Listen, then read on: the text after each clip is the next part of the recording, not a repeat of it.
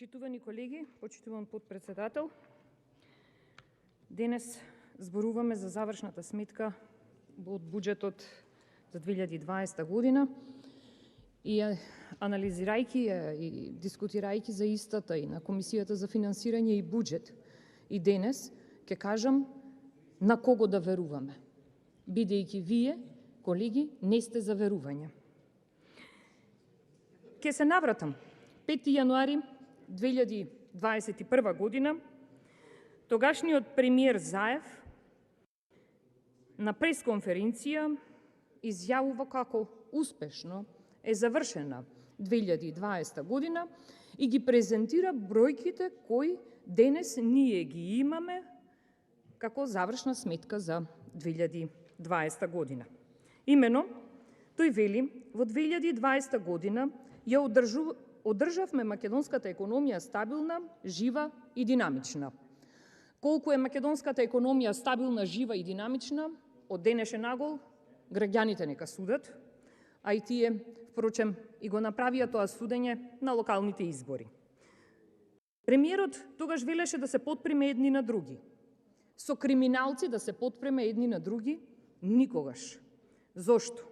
Доказите си го прават своето. Годината, тој вели, ја завршивме со вкупно даночни приходи од 189,8 милиарди денари. Во ова како документ кој ние го имаме за анализа и по кој ние треба како пратеници да се изјасниме, имаме сосема поинаква бројка – 196 милиарди 343 милиони. Но таму не завршува трагедијата, почитувани. Вкупните расходи на буџетот за 2020 година се реализирале вика во износ од 243,7 милиарди денари. И со ова ние како документ што го имаме, има разлика од 9 милиарди денари. Може би малку како бројка на некого му звучи. Да, на оние од власта, но на народот, на оние кои го полнат буџетот, и текако многу им звучат недостаток од 148 милиони евра. На кого да веруваме? Дали на изјавите, дали на документите, кои, како што кажа и колегата пред малку, хаотично направени, недоследни и неточни. Но стратегијата е таква, вие, почитувани колеги од власта што ја имате, да се обвинува и да се продолжува со обвинување само. Власта за 2020 година потрошила повеќе од 4 милиарди евра, повеќе од 2019 година за 200 милиони евра, а дали во 2020-та живеевме подобро од 2019-та? Не.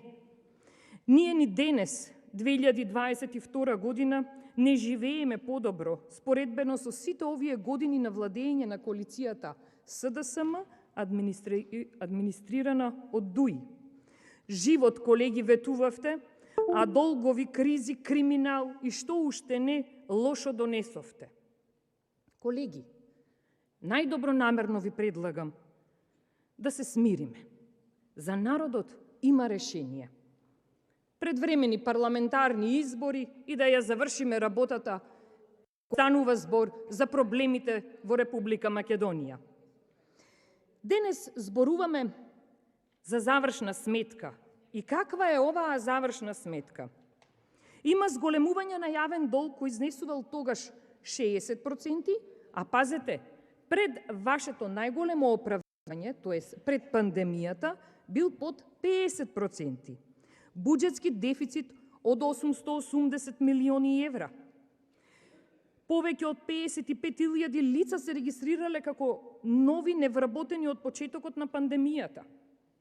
Странски директни инвестиции. Знаете, ние сме лидери во регионот по странски директни инвестиции. Ама знаете како? По тоа што најниски сме. 274 милиони долари има само во Македонија, во Босна 371, Црна Гора 529, Албанија 1100, милиони долари странски инвестиции за 2020 година. А каде се нашите странски инвестиции? Прашање на кое нема да добиеме одговор. Во 2020 година средствата кои се издвојувале за капитални расходи биле планирани 320 милиони евра, но се реализираде далеку помалку. Од ова заклучуваме дека залудно се издвојувани кога не се работело, како што и денес се практикува истото темпо на неработење. И евене, колеги, 2022 година и почитуваните граѓани, нека не ве чудат сите овие нешта кои што ни се случуваат, сите кризи што ги имаме во Македонија, бидејќи се е резултат на неработење. Со оваа власт може само кризи да имаме, живот никако.